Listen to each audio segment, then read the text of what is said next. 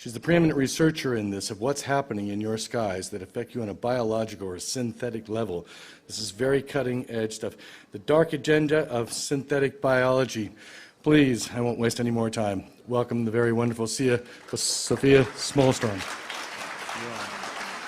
Thank you. This actually is an hour or so, this presentation. We might not have time for questions, but you can ask me at the banquet, or you can come to my table tomorrow and ask me as many questions as you like, which I probably won't be able to answer.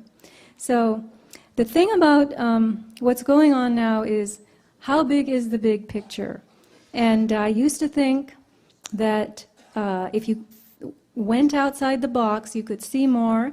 And a lot of people believe that this settles at the level of power and control, that if they have all the power, they have all the control, that's what they want. There's actually something beyond that, and that's what I've started to explore. The big picture, I may be wrong, but I want you to follow the dots that I connect, which are basically in the form of a square. I'll start here, I'll go here, I'll go here, I'll go there, and a shape will be made. The terrain is huge. It's much, much bigger than I ever dreamed of. And so it's about really impressions and perspective. And I had a friend who's now no longer alive, Harriet. Harriet used to keep me awake at night on the phone and tell me things until 1 o'clock in the morning, notes that she had taken from listening to radio shows. She really taught me how to see. So, the real voyage of discovery consists not in seeking new landscapes, but in having new eyes. Now here is a photograph, and here is an impression. So I am going to give you the impressions that I have gathered and see what you think of them by the end of this evening. We're getting new impressions of the sky.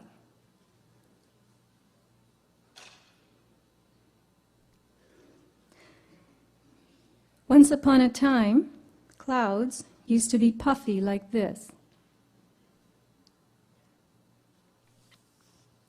Today, you see a lot of streaks, feathers, and unnatural crisscross configurations. When you look closely at what forms your impression, you can see that this is the impression version. You will see streaks, feathers, more feathers, lines.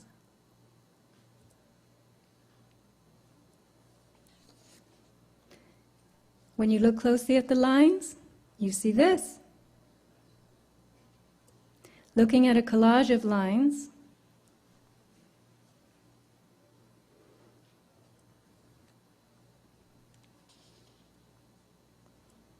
with what appears to be a plane. You see ropes in the sky made by planes.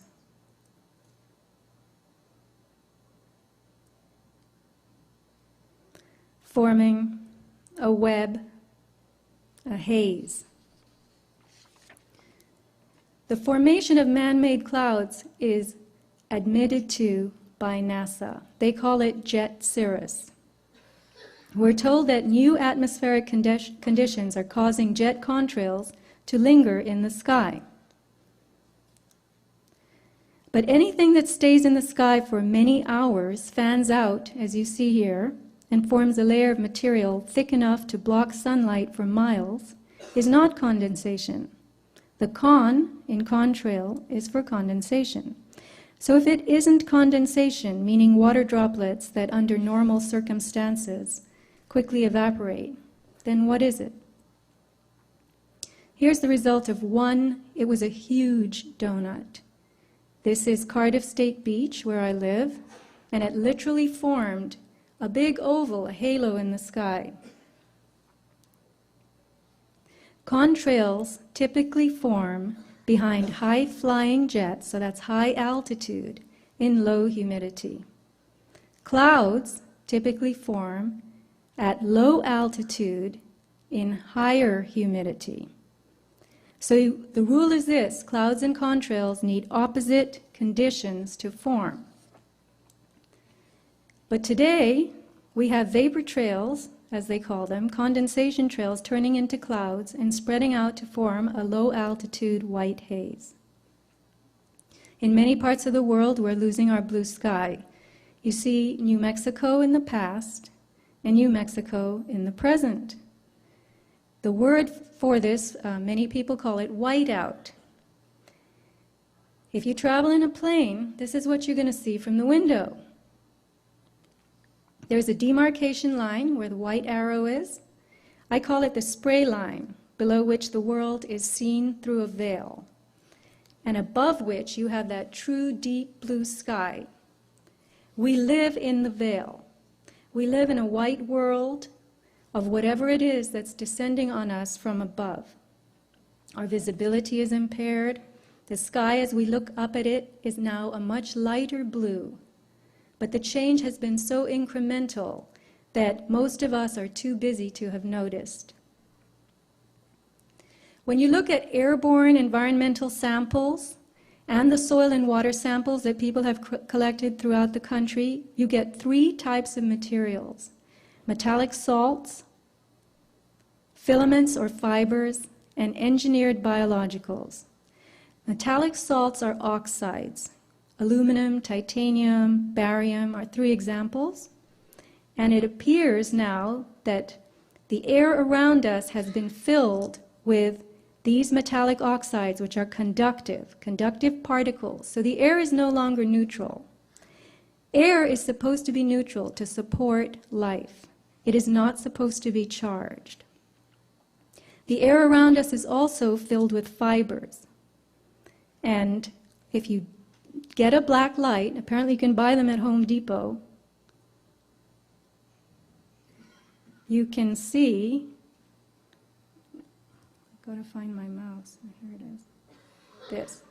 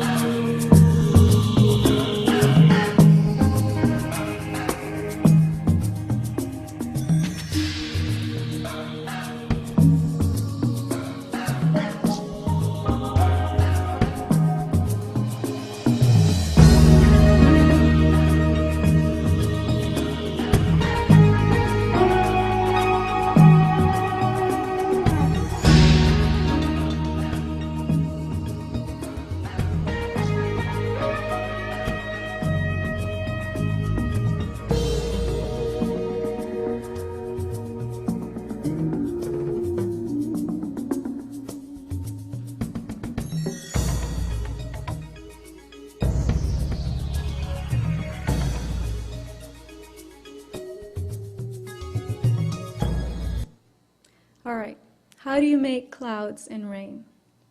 Clouds are formed from moisture that evaporates from the Earth's surface, carried upward on air that's warmed by the sun. As the warm air rises, it begins to cool. There's a certain point, they call it the dew point, D-E-W. And at that point, the moisture in the air begins to condense around particulates which are in the air. And these particulates are usually dust or salt. These particulates are called condensation nuclei. They have an affinity for moisture, dust, salt, like water, okay? As more water vapor gathers around the particulates, the combination becomes unstable, which is a raindrop. So we know that particulates in the atmosphere nucleate, meaning they gather into raindrops. Now here is something interesting. Daniel Rosenfeld, he's an atmospheric scientist, Hebrew University, Jerusalem. He claims that pollution particulates actually prevent rain by forming very tiny, very stable droplets that remain suspended and do not fall earthward. Now this was headlines. You can Google, pollution stops rain. If this is correct, then it suggests that the smaller the particulate, the more stable the droplet. So this is how you would get clouds to hang in the sky as haze. or so-called clouds.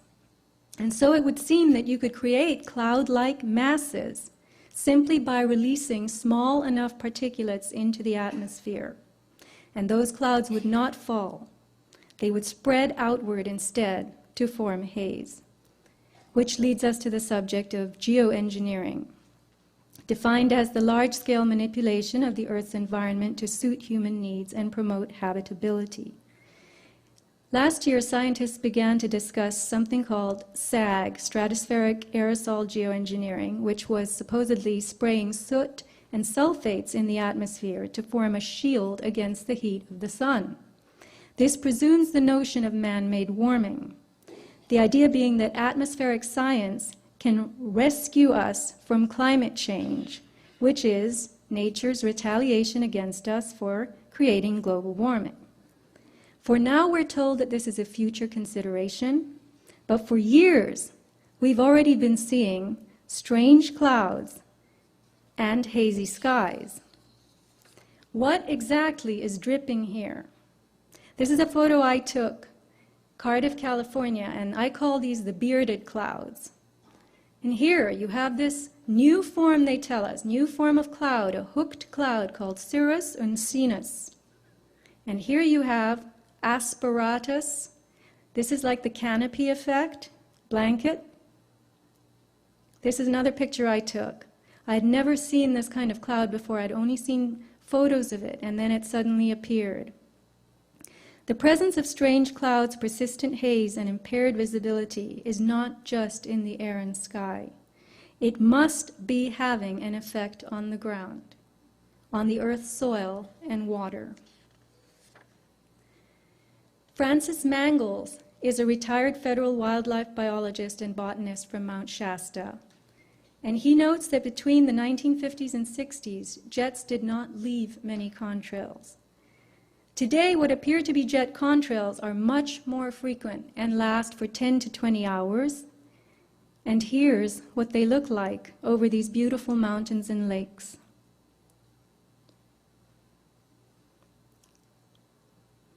Now this would make a lovely view, don't you think? Counting all trails in every direction over Mount Shasta, Mangles says, the FAA indicates there can't be that many flights per day. The number has been as high as over 30 contrails at once, and I've counted 100 just before weather fronts. Typically, heavy spraying days are just before weather fronts that come in from the Pacific. So here you have a photo of this man who is a retired federal wildlife biologist and a water specialist.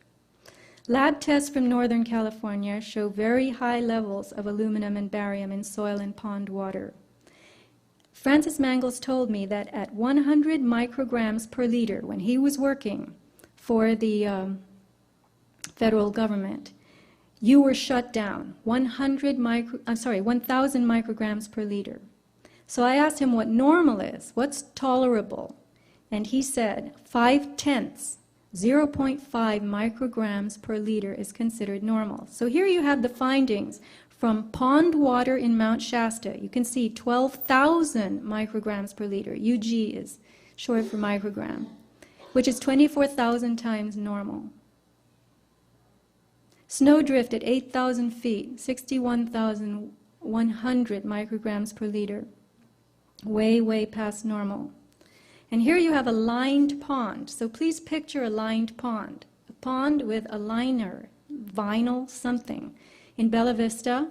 And you got a reading, or the person who did this, I know him, Dane Wigington, got a reading 375,000 micrograms per liter in this little pond. Mangles has, I will repeat, a master's of science in water-related subjects. And he also reports that a house, the soil tested outside this house in Northern California was 3,000 times, 3,000 micrograms of aluminum more than the soil under the house. I'm sorry, I said 3,000 times. Anyway, so what does this mean? It means that something is dropping from above and is affecting the soil around the house, but not underneath it. So you can't say that this is in the groundwater. You can't say this is in the earth itself, coming from the earth. It's got to be coming from the environment. The Dying of the Trees. I've spoken to Charles Little. He's the author of this absolutely fantastic book, which you can buy still by going to half.com or Amazon used books.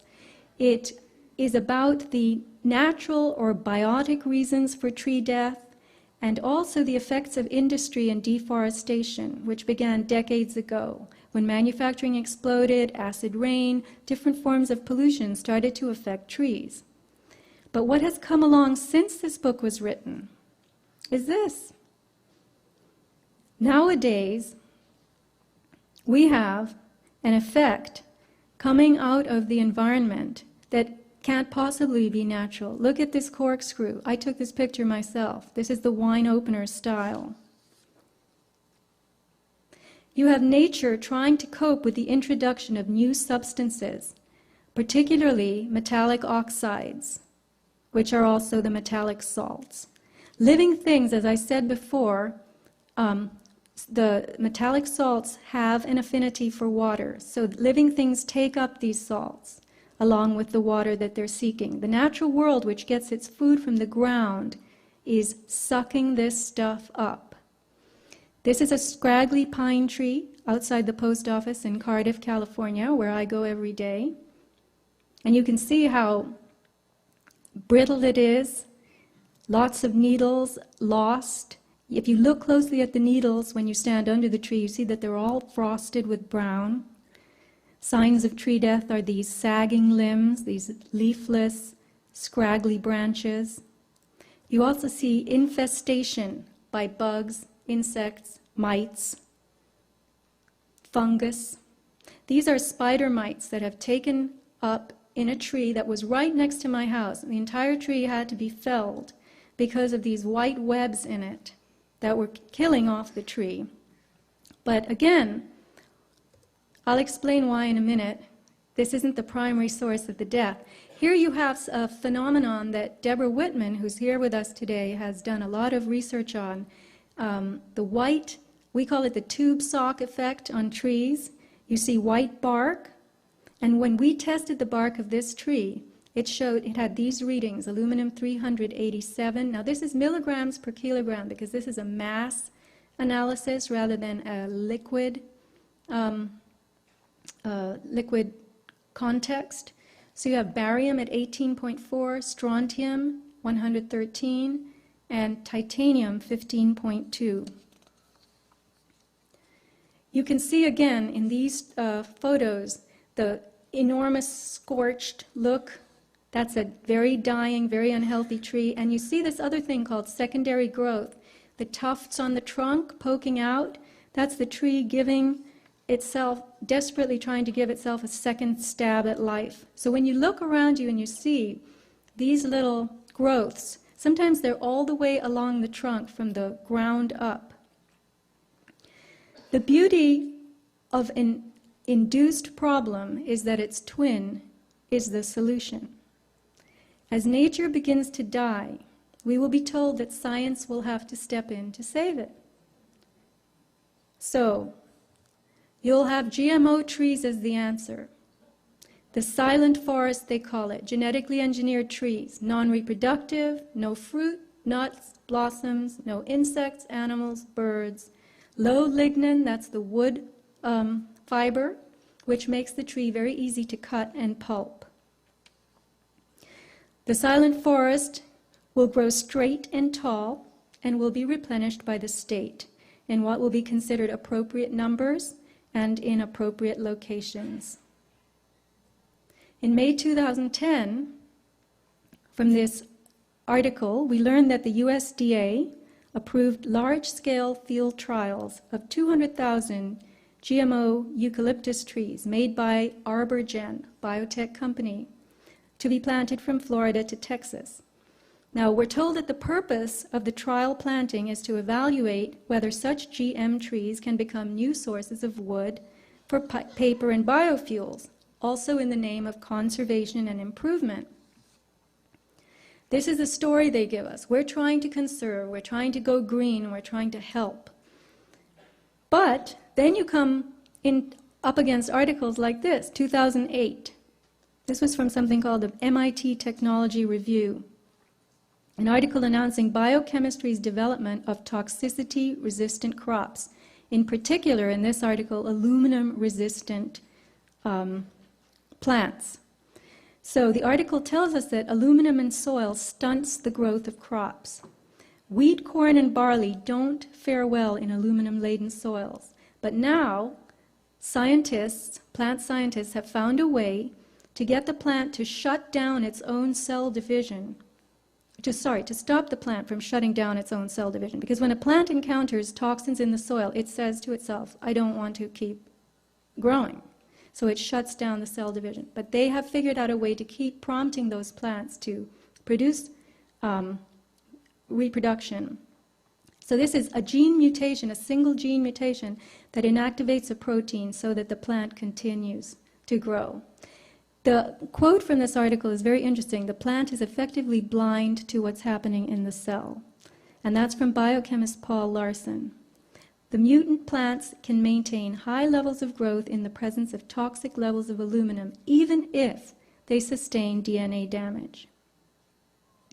When something begins to die in nature, it attracts bugs, blight, molds, even viruses and bacteria. This is nature's way of hastening decomposition so that the dying form can become food for other living things. Today, we have an epidemic of tree decline all over the world, not just in America, but it's in Australia, it's in Europe. Thousands of square miles of die-off in the savannas and forests of many, many continents. And in cities and suburbs, trees are rotting as they stand, swooning, breaking. They are hazards to property, requiring removal. 6 trees around my house have been taken out in the last 2 years. Sunlight is a natural disinfectant. As hazy skies limit the sunlight, molds and fungus grow. As plants that are taking up toxins struggle to live, molds, viruses, bacteria begin to take them over. This is all part of nature, and bioremediation will be the obvious answer. Metallic salts have made our air conductive. This means that we and everything around us can transmit and propagate energy. The air is no longer neutral. It no longer supports, in a healthy way, living things. The second group of materials found in these environmental samples is unidentifiable fibers. And I really want you to appreciate the meaning of unidentifiable. These fibers have been sent to sophisticated laboratories, and there is nothing in the databases that match them. So these are fibers, we could say, that do not exist in nature. People around the world are developing lesions on their skin that ooze and produce fibers. This is known as Morgellons syndrome. Tissue samples cultured from ordinary people without this ailment contain and grow the very same fibers. Here's a 5-inch lesion on a woman's body that has never healed, 5 inches. The fibers or filaments are actually tubules with hollow insides. When these fibers are cultured, they produce colonies of filaments. You can see the extension filaments. And these colonies continue to grow and reproduce, branching out into more filaments and more colonies. The filament cultures can be grown from saliva samples, tissue from the skin, mucus, urine, blood, from animals and people, regardless of the presence of the Morgellons condition. The fibers are segmented with visible structures inside them. So where do these fibers or filaments come from? Airborne environmental samples that were collected by Clifford Carnicom, he is a researcher in this subject, in 2000, the year 2000, gathered at high altitude on a mountain in New Mexico, showed the presence of those fibers whose structure matches exactly the tubular filaments. When I say fibers and filaments, basically interchangeable, showing up in our blood, tissues, and skin. Additionally, the samples collected by Mr. Carnicom showed what he calls, and what's called in biology, desiccated erythrocytes. This is a multisyllabic term, but it means dried red blood cells. So, why these were in the air? Why are dried red blood cells in the air? Very puzzling. A medical microscopist, a biologist specializing in microscopy, confirmed to him that they were human red blood cells, but that they had been engineered in some way so as to be preserved. So again, you have to ask yourself, if I were 5 years old, I would say, Mommy, what are red blood cells doing falling out of the sky? Biology divides life into 3 kingdoms: bacteria, archaea, and eukarya. Bacteria and archaea are simple organisms with no subcellular compartments. Eukarya are complex with defined cell compartments and internal organelles, mini organs like mitochondria that make DNA and energy for the cell. Plants, animals, and humans are eukaryotic, as are fungi and slime molds. The archaea are the hardiest of the life forms. They're able to withstand grinding pressure, heat, acidity, and alkalinity. They can live in volcanoes, geysers, and the ice shelf. Bacteria, on the other hand, will die in extreme heat and cold, which is why we cook and freeze our food. Now, the materials appearing within these filaments are as tough as archaea. They look like bacteria, and they self-replicate. One looks like something called mycoplasma, but is not. One looks like chlamydia, but is not. And natural fibers, or filaments, would be classified as fungal in the domain of eukaryotes. But these fibers contain forms from the other 2 groups inside them. You're looking at a tubular fiber with self-replicating internal elements resembling bacteria and behaving like archaea. That does not happen in the natural world. So what are they? What's going on? It appears that within our bodies we now have all 3 life kingdoms replicating themselves. What does that make us? Are we still eukaryotes, or are we becoming something else? You could call this transbiology, a crossing of biology, the creation of hybrid forms.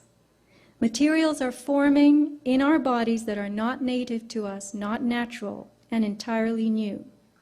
You can see in these pictures the tubular filaments with the branches. They're branching off. That's their self-replication. They're creating new colonies. And you can also see in the bottom picture a little bud. That's the beginning of a new fiber.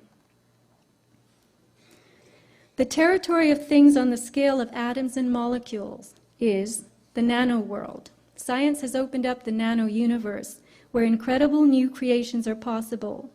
Nanotechnology explores materials that are less than a micron in size, or from 1 to 100 nanometers.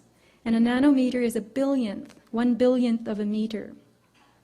Nature and biology continually work on the nanoscale, assembling proteins and building with crystals to conduct the business of life. Spider webs are an example of that. Very fine filaments with enormous strength and flexibility because they contain nanoscale crystals. So let's go back to the filaments and the structures they contain, these ones that Clifford Carnicom has found. In those unidentifiable filaments, he has observed the formation of red blood cells and submicron-sized structures. So now you've got a filament making its own red blood cells. The engineered cells, the red blood, very, very tough, withstanding excesses of heat and chemicals, indicating that they are designed to endure almost anything. He has put them in a Bunsen flame, he has poured bleach on them, acid, and they still endure. In addition, they are able to replicate, growing outside of the body in a petri dish. This is highly sophisticated technology going on by itself, not in a laboratory. So we're witnessing red blood growing outside, having nothing to do with the bone marrow, in a petri dish, in somebody's very low-level lab. Could it be that artificial materials are being introduced into living things? Here you have, this comes from the nanotech industry. It's what I call the nanotech pyramid. You start with materials, you go up to structures, processes, and devices. Could it be that artificial materials are being introduced into us to create new processes from the ground up, which processes will override our own natural biology, our own internal systems? People with advanced Morgellons syndrome started with fibers coming out of their skin, and they're now observing very strange crystalline forms and metallic devices. The fibers became multicolored, and now they were accompanied by plaques, strange, hard little, almost like shards. People say they're like glass, and they're colored. The lesions keep emitting these things. They don't heal over or close, sometimes for years.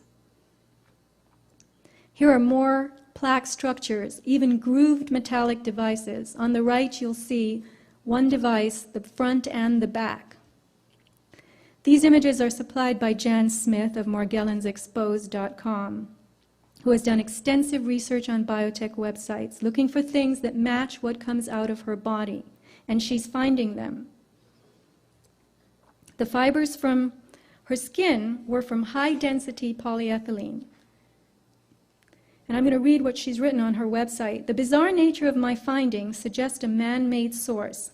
It occurred to me that if these pathogens were being bioengineered in a lab, they were made of multiple components.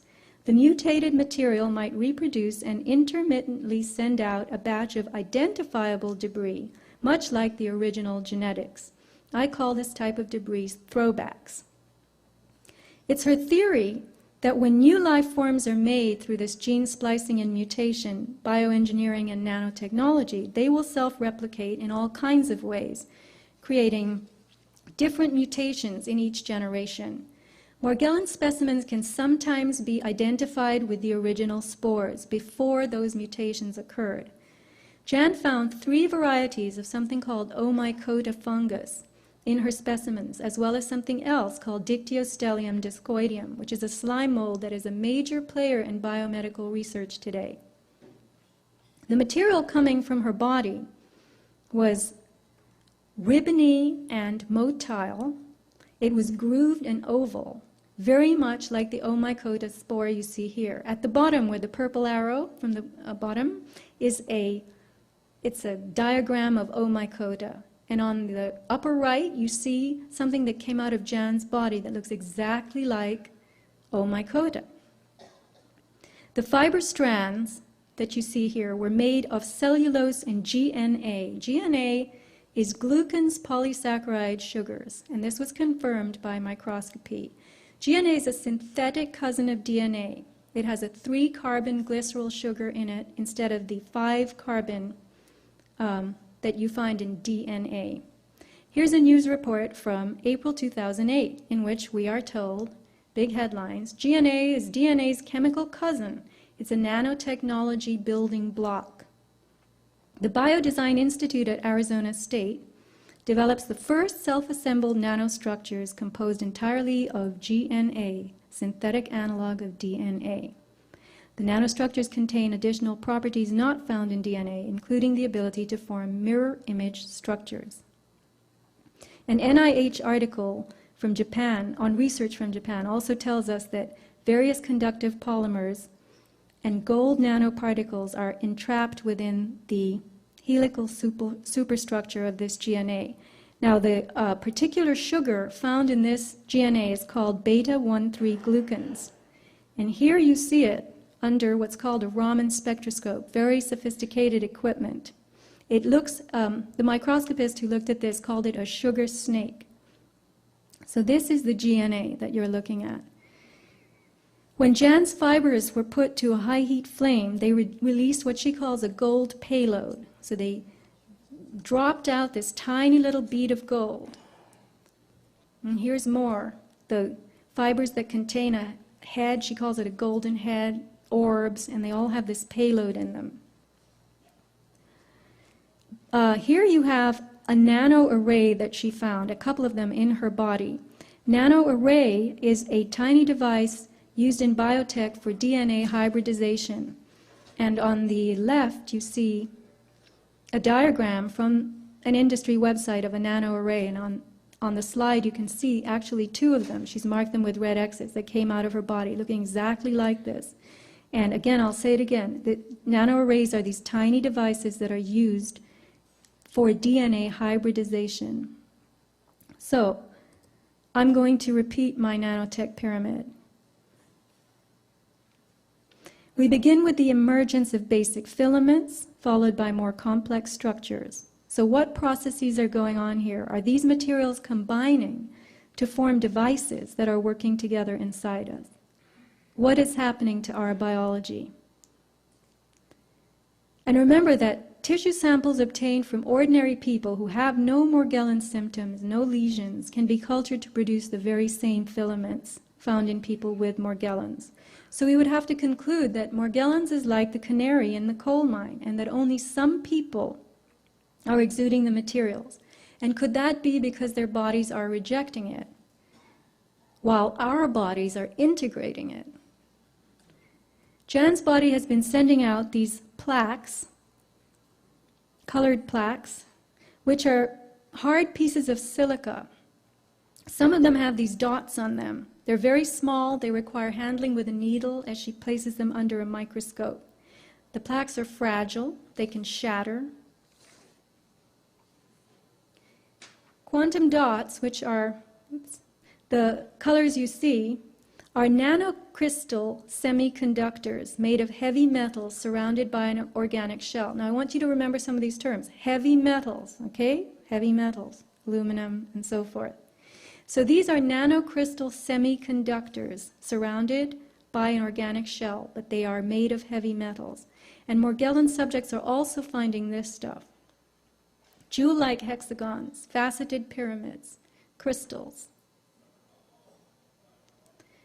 Hexagons have shown up environmentally, not only in tissues, but they are in environmental fallout. This specimen is provided by Morgellons Research Group, and we have a table here this weekend, Mike and Jennifer from Morgellons Research Group. Here is a pink, ruby-colored pink layered crystal. The little inset image, you can see actually the layers in it. This was an environmental crystal found. Here is something that was not visible to the naked eye, but the woman who told me about it and sent me the photo was looking at hay. She lives in Oregon, and she was looking at a piece of hay under her microscope, and she found this bright pink, teeny tiny little crystal. You get crystals with embedded hexagons, strands that glitter. The one on the right, that's a glittering strand that came out of somebody's body. Here's a picture of tissue from a lesion with several crystals. You can see the arrows attached to it. You can see the fiber coming out from the bottom. You have combinations of wires and those quantum dots. Now here are the nanotechnology dyes. And there you see the colored plaques that have been coming out of people's bodies. One on the below has fibers attached to it. The industry tells us that quantum dots are tiny nanocrystals whose small size gives them unprecedented tunability. Okay? Tunability. The piezoelectric effect is the internal generation of a voltage when an outside pressure is applied, and vice versa. You can Google the piezo effect. The piezo effect occurs in crystals, ceramics, DNA, and certain proteins. So an example is, when you put a frequency to a crystal, it generates a voltage. And when you put a voltage to a crystal, it responds with a frequency. We call this piezoelectricity. Electricity resulting from applied compression or frequency. Recent work by Clifford Carnicom reveals that a filament culture subjected to a blue light frequency, that's 375 nanometers, resulted in explosive growth of the culture within 24 hours after the initial incubation. So he put the blue light on, incubated it for 5 to 7 days, and then it exploded into all those little fibers that you see. We now live in a frequency-filled world. I don't have time to address HAARP, artificial weather, and the enormous spread of unnatural frequencies that are affecting the Earth today, but I will say this. I came across a very well-known paper on electromagnetic fields and neurological function, written by Professor Ross Adey, Loma Linda School of Medicine, with the subtitle, A Possible Paradigm Shift in Biology. We learn that the Earth's own natural magnetic field peaks, that means peaks, top, at 32 hertz. And that only happens in certain equatorial thunderstorms. The electronics we use today generate electromagnetic fields that are tremendous in the megahertz and gigahertz, million hertz and billion hertz range. So here you can see Earth and nature up at the top, 3 to 30 hertz. You can see HAARP has a low range. Then you see the Gwen towers, that's ground wave emergency network, the blue. HAARP again has another range right after that. Gwen has another range after that. And look at the phones and internet. We're talking about million hertz and billion hertz. Professor Adey reminds us that chemical bonds are magnetic bonds formed between atoms by paired electrons with opposite spins that are attracted magnetically. So if nature itself moves in the 3 to 30 hertz range, what is happening to us on the biochemical level with all the different frequencies our bodies are experiencing? What is being done to our biology? Again, I'll repeat Ross Adey's little tenet here. Chemical bonds are magnetic bonds. Electromagnetism is capable of changing what is happening in our bodies. Frequencies are capable of supplying to the synthetic materials in our bodies the force or power that activates them, gets them working, makes them come alive. Nothing about us today is normal. We have hair that glows and skin that shimmers. This is from a healthy woman in Oregon who's been doing microscopy. And if you go to Mike and Jennifer's table, they can demonstrate some of this iridescent effect for you. Here is a glowing little arrow-shaped thing found in rainwater when the same woman who supplied the former previous images, was scanning. She was scanning water from a puddle under her microscope, and she saw this arrow-shaped thing that glowed. And here's a hexagon that grew a fiber in 20 seconds as it was being observed under the microscope.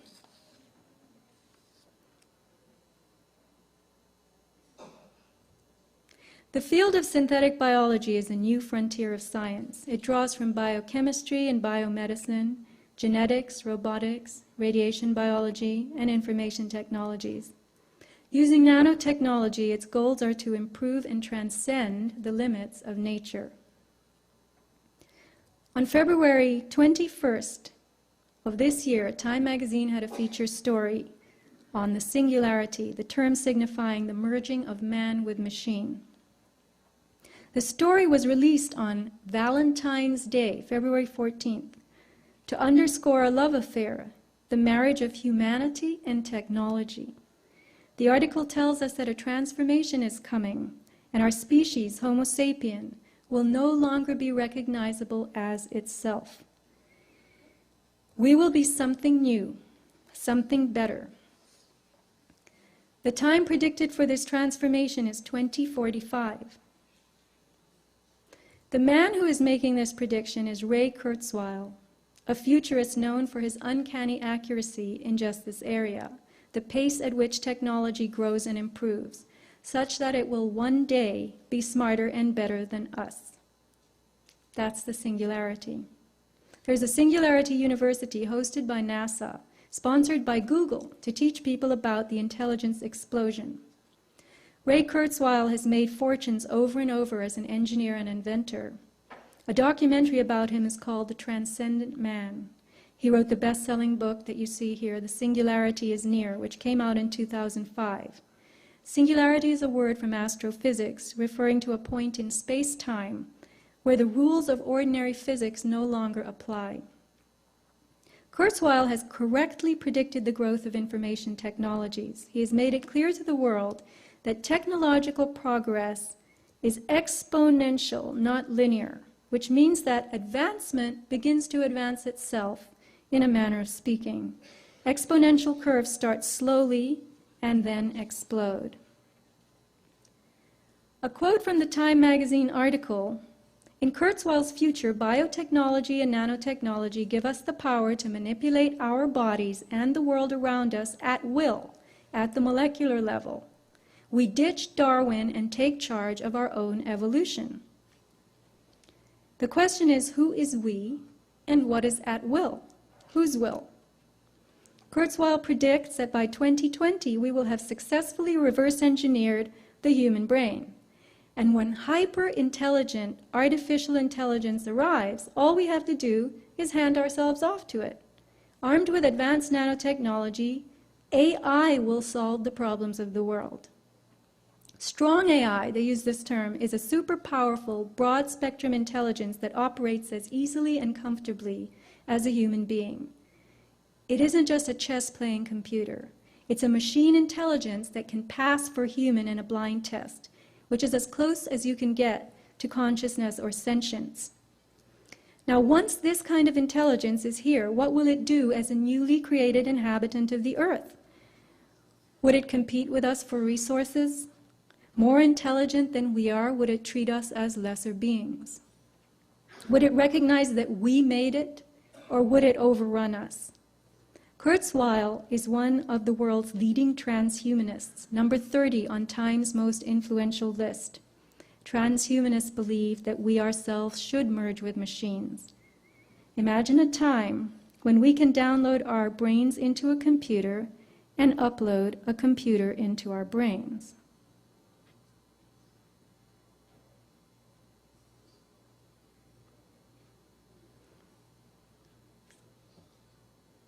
It's not starting. The three great overlapping revolutions sometimes goes by the letter G and R. And G stands for genetics. Really, another word for it is biotechnology, is mastering the information processes in our biology. And we ultimately will actually be able to reprogram biology away from disease and from aging. N stands for nanotechnology. In the next 25 years, we will have blood cell-sized devices that go inside your body and keep you healthy from inside, that go in your brain and interact with your biological neurons and allow us to merge with non-biological intelligence. The third one goes by the letter R, which stands for robotics, robots. Really, though, refers to artificial intelligence. And that's the most significant revolution of all. In about 20 years, I've set the date 2029, a machine, an AI, will be able to match human intelligence and go beyond it. So artificial intelligence, which will give us not just more human intelligence, but will actually give us superhuman intelligence, will enable us to solve problems that we're not able to solve today.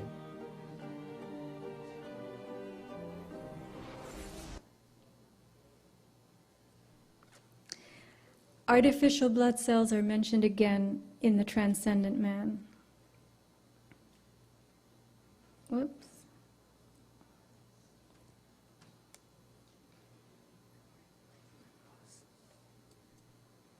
None of this is working. I'm sorry, oh, here it is. Okay. Biology is very impressive and intricate, clever, but also very suboptimal compared to what we ultimately will be able to engineer with nanotechnology. We are building devices now that are at the nanoscale. This is a design of a robotic red blood cell. Conservative analysis of these respirosites shows that if you were to replace a portion of your red blood cells with these robotic versions, You could do an Olympic sprint for 15 minutes without taking a breath, or sit at the bottom of your pool for 4 hours. We'll be able to download software against specific pathogens, including ones that have never been seen before, not be subject to autoimmune disorders. And if you look at what will be in principle feasible with nanotechnology, we can go far beyond the limitations of our version 1 bodies.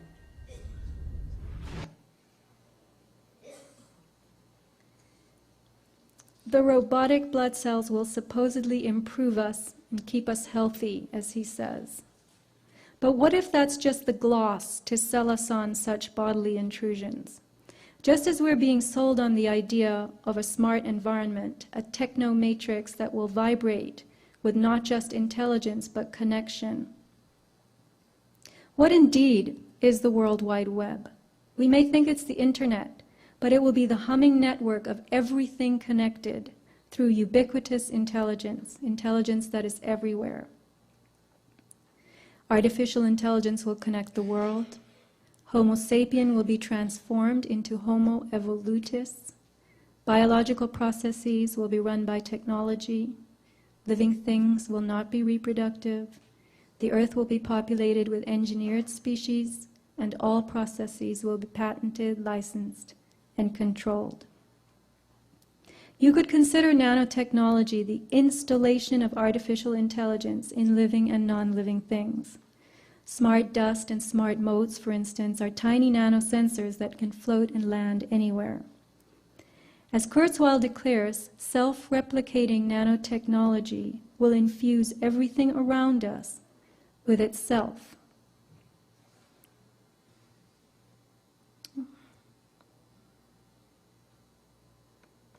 I see as a person, I'm human, and I'm really limited and restricted in what I do. So if I could come out of the singularity, being mentally and physically upgraded, yeah, I'd go for that. So I don't mind changing dramatically from what I am.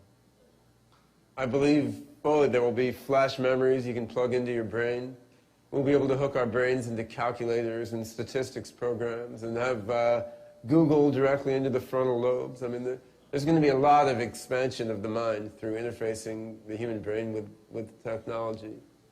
There's an unanswered question of how far can you go and still be human. As we merge with machines, and I think it's inevitable that we will transform into something new. And as the technology becomes vastly superior to what we are, then the small proportion that's still human gets smaller and smaller and smaller until it's just utterly negligible. Anybody who is going to be resisting this progress forward is going to be resisting evolution. And fundamentally, they will die out. It's not a matter of whether it's good or bad. It's going to happen. You have seen today the deposition and active presence of artificial materials in the sky, environment, and in living things. Nanotechnology has arrived at our personal doorstep without our permission. It isn't that this will happen in 2045. It's already here. Human enhancement is being sold to us as leaping tall buildings in a single bound and having better, faster, higher intelligence, perfect health. But all of that is the sales pitch. Enhancement may in fact be degradation, our being devolved to someone else's specifications. While nanobiotechnology promises in headlines to make our world better, it may in fact be busy taking us over so it can tailor us to the plan for the hive. Already transhumanists are looking forward to the creation of the post-human. An improved human that will have no gender, will not reproduce, will be a better performer in the workplace, will not be distracted by love or lust, will be free of disease thanks to these nanobots keeping it healthy. But all this is part of the fantasy. In reality, thanks to stressors on our physiology, infertility is soaring. Our sexuality is diversifying and the nuclear family is falling apart. Biotech is an exploding frontier. It is clever enough and small enough to enter and change our very cells. New forms of DNA have been invented.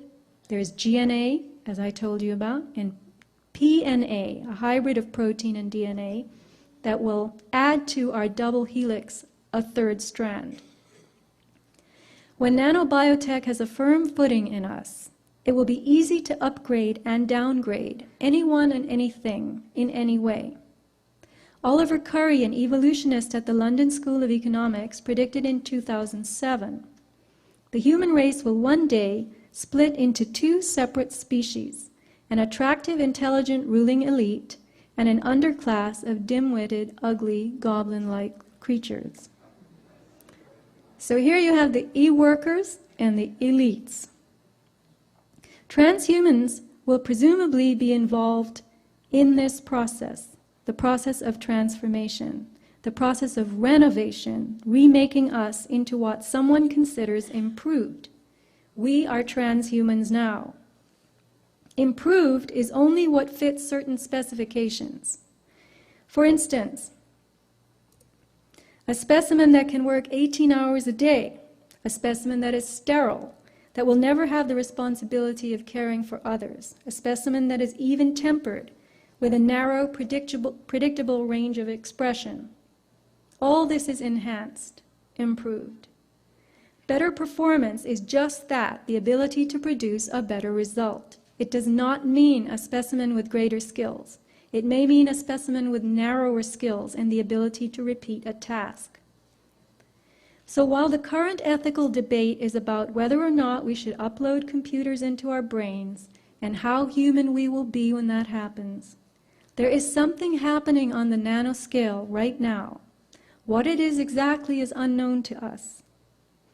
As attempts by lay people to communicate with scientists about Morgellons-type materials are going nowhere.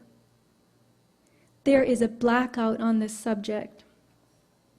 Its victims are dismissed as having a psychological problem that is called delusional parasitosis. The presence of patented creations in our bodies gives rise to intellectual property issues. We know what has been done to small farmers into whose fields the winds have brought genetically engineered strains. They are sued by the powerful agricultural companies who own the patents. Will the day come when we are subjected to the jurisdiction of corporations whose patented materials we are carrying in our bodies? It doesn't matter how it got there. The fault is yours if it is simply in your possession. This is a forced partnership between us and them. This is how we will be eternally owned by them. This is how they can push our biology from Homo sapien to Homo evolutus without our having a say in it. For now, engineered technology in all living things is a secret. But one day we may be charged with unlawful possession of something that has become a part of us that we cannot get rid of. The nature of biology is to adapt. As more unnatural elements enter our bodies, if we cannot reject them, we will find ways to accommodate them. You could call it Invasion of the Body Snatchers meet Sleeping with the Enemy. In fact, the original Body Snatchers movie contains some interesting lines. Your new bodies are taking you over, cell for cell, atom for atom, and you'll be born into an untroubled world. Don't fight it, Miles, it's no use. Their bodies were now hosts harboring an alien form of life, a cosmic form. Metabiology was a term coined by the famous Jonas Salk of the Salk polio vaccine. It describes a form of biological prospecting, exploiting genetics, using chemistry, physics, and radiation for commercial and other goals. The 1940s and 50s gave us the birth of radiation biology, the techniques of which were used to decipher the mysteries of heredity, genes, and immunity. Geneticists plumbed chemistry and physics, using X-rays and UV light to irradiate plants, fungi, and fruit flies to see how mutations altered amino acids and enzymes to form a new biochemistry. All this continues today. We are living, walking laboratories for powerful science in a society of increasing control. We are being altered. The future being spoken of is happening now. My question is, how will we transcend this? And I have one more clip for you.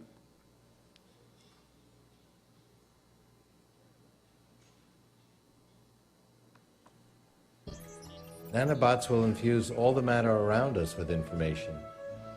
Rocks, trees, everything will become these intelligent computers.